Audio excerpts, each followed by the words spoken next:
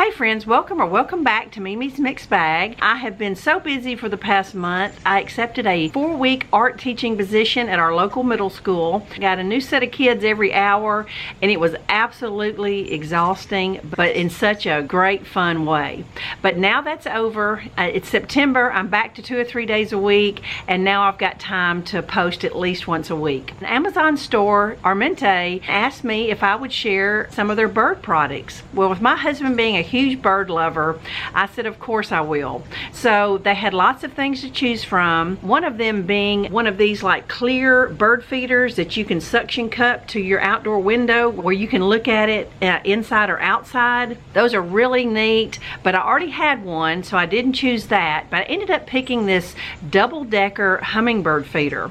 We've got several hummingbird feeders hanging out here, but I picked one that was just unlike any of the others we had. It's been hanging up for about 4 days now, and it's just really cool, and they definitely go to it. At the end of the video, I'll insert some extra footage of the hummingbirds enjoying this new bird feeder. It is double-decker design. It can be hung as 2 separate feeders, or it can be hung double-decker like this. It is hummingbird season here in the Mid-South, and they are just flying like crazy, so you may even hear some chirping in the background. So this gave me an opportunity to refresh my back porch for the fall, and I'll share with you some of the bird feeders we have along with my new one, and refresh my porch with some new pillows and a few fall accents.